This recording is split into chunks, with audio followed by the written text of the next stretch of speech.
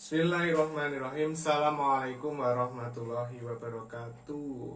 Ya, kembali lagi bersama saya Pak Agung Ardianto dari SDN Sleman 5. Bisa dipanggil Pak Agung ya. Nah, untuk kali ini saya akan berbicara sedikit mengenai ISD.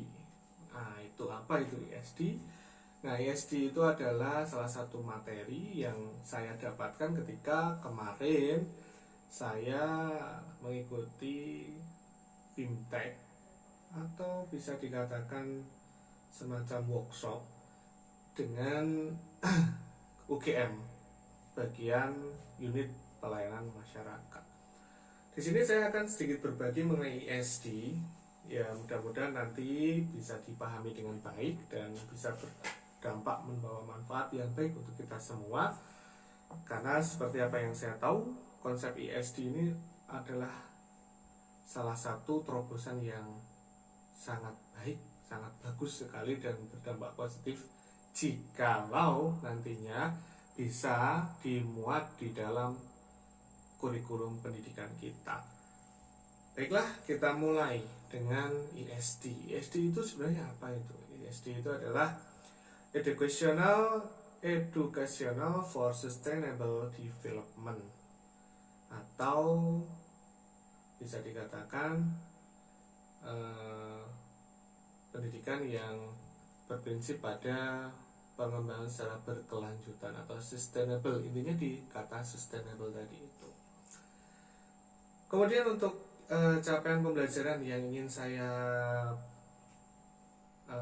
tujukan kepada rekan-rekan atau siapapun yang melihat video ini, yang pertama adalah saya itu akan menekankan pada menjelaskan prinsip dasar dari ISD itu sendiri.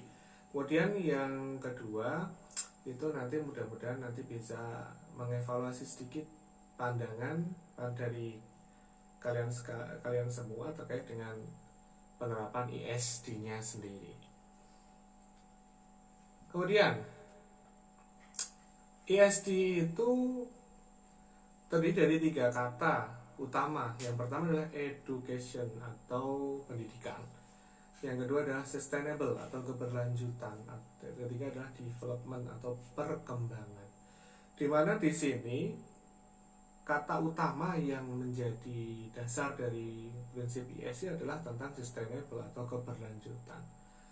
Di sini ISD tidak hanya berbicara tentang lingkungan, ekonomi, dan masyarakat, tapi juga tentang keterampilan belajar, perspektif berpikir, nilai atau norma yang memotivasi kita untuk memiliki kehidupan yang berkelanjutan.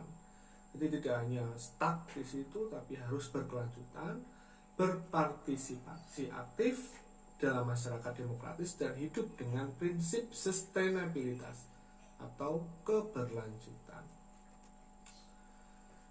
Untuk pilar pendidikan ISD sendiri itu memuat 5 hal. Yang pertama adalah tentang keterampilan. Berikutnya adalah tentang perspektif, kemudian pengetahuan, nilai atau norma, dan yang terakhir adalah isu. Kemudian untuk pengetahuan, pembangunan berkelanjutan sendiri meliputi satu adalah pembangunan ekonomi lingkungan. Kemudian yang kedua adalah pembangunan ekonomi, dan yang ketiga adalah masyarakat. Masyarakat membutuhkan pengetahuan dasar dari ilmu alam, ilmu sosial, dan humaniora untuk memahami prinsip-prinsip pembangunan berkelanjutan. Bagaimana penerapannya, nilai-nilai yang terkandung di dalamnya, dan konsekuensi dari implementasinya. Kemudian pengetahuan berdasarkan disiplin bidang ilmu tradisional sangat mendukung yang namanya ISD tersebut. Untuk isunya, ISD sendiri berfokus pada masalah sosial, ekonomi, dan lingkungan, terutama yang mengancam keberlanjutan dari planet ini, yaitu sesuai isu-isu yang berkembang saat ini, isu pemanasan global, isu-isu dari pencemaran, itu kan sangat mengancam dari keberlanjutan planet ini, sehingga ISD itu berfokus pada hal-hal tersebut. Dan banyak dari isu-isu kunci ini diidentifikasi pada KTT Bumi di Rio de Janeiro, Brasil, dan ditemukan dalam Agenda 21. Kemudian memahami dan menangani isu-isu ini adalah inti dari ESD, dan isu-isu yang relevan secara lokal harus dimasukkan dalam setiap program yang berkaitan dengan pendidikan untuk sustainability atau pendidikan untuk keberlanjutan. Kemudian untuk keterampilan, ESD harus memberi orang keterampilan praktis yang akan memungkinkan mereka untuk terus belajar setelah mereka meninggalkan sekolah, untuk memiliki mata pencaharian yang berkelanjutan dan untuk menjalani kehidupan yang berkelanjutan. Jadi mereka tidak hanya di sekolah saja mereka belajar, tapi setelah di sekolah itu diharapkan juga mereka akan belajar memiliki pendidikan untuk keberlanjutan. Berlanjutan apa? Keberlanjutannya untuk mereka sendiri. Kemudian keterampilan ini akan berbeda dengan kondisi masyarakat. Keterampilan termasuk dalam satu atau lebih dari 3 bidang pembangunan berkelanjutan yang nanti terfokus pada bidang lingkungan, ekonomi, dan sosial. Kemudian secara perspektif, ESD membawa serta perspektif yang penting untuk memahami isu-isu global serta isu-isu lokal dalam konteks global, melihat akar masalah dan memperkirakan kemungkinan masa depan berdasarkan skenario yang berbeda adalah bagian dari ESD. Misalnya nih contoh, ketika memahami bahwa banyak masalah global terkait misalnya konsumsi berlebihan barang-barang konsumsi seperti kertas menyebabkan deforestasi yang dianggap terkait dengan perubahan iklim global. Jadi sekarang isu tersebut dari hal-hal sederhana yang kita kaitkan dengan isu global itu akan menyebabkan suatu perubahan yang signifikan jika tidak ditanggulangi dari sejak dini, dan ESD itu memungkinkan hal-hal itu bisa terjadi atau bisa mencegah lah istilahnya seperti itu. Kemudian mempertimbangkan suatu masalah dari sudut pandang orang lain selain diri sendiri, mengarah pada pemahaman intranasional dan internasional. Kemudian untuk nilai dan norma, yang artinya memahami nilai-nilai adalah bagian penting dari memahami pandangan dunia Anda sendiri dan sudut pandang orang lain. Memahami nilai-nilai diri sendiri, nilai-nilai masyarakat, tempat kita tinggal, dan nilai-nilai orang lain di seluruh dunia adalah bagian utama dari pendidikan untuk masa depan yang berkelanjutan. Dan ini sangat penting sekali.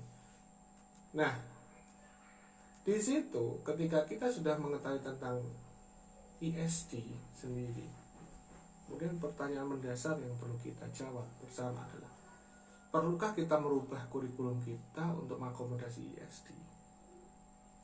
Yang notabene ESD sendiri punya tujuan yang sangat baik, yang sangat positif, di mana minimal itu keberlanjutan manusia itu akan dijamin di dalam pendidikan itu sendiri. Karena sekarang ini isu-isu sudah secara global maupun lokal itu sudah sangat berkembang dan berubah seiring berjalannya waktu.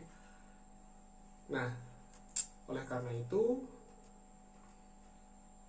apa yang bisa saya sampaikan ini mudah-mudahan bisa merubah pandangan terkait pendidikan yang notabene nanti kita kaitkan dengan ESD atau Educational for Sustainable Development. Apakah ESD atau konsep dari ESD yang sekarang baru dirumuskan dari kancah internasional ini perlu kita adopsi di dalam kurikulum kita ataupun tidak? Kalau menurut pandangan saya pribadi itu sangat perlu. Kenapa? Karena manusia itu hidup tidak hanya untuk sekarang, tapi untuk selanjutnya. Dan manusia hidup itu tidak bisa memikirkan hanya diri sendiri, tapi juga harus memikirkan orang lain yang ada di lingkungan sekitarnya.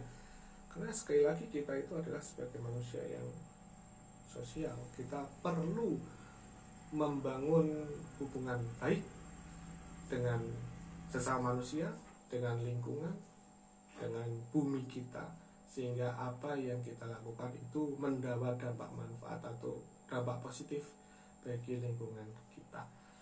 Demikian paparan ESD yang bisa saya sampaikan.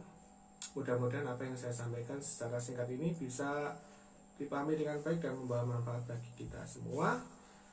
Dan saya cukupkan sekian pemaparan saya. Bila banyak salah, saya mohon maaf. Saya akhiri. Wassalamualaikum warahmatullahi wabarakatuh. Sampai jumpa di video selanjutnya.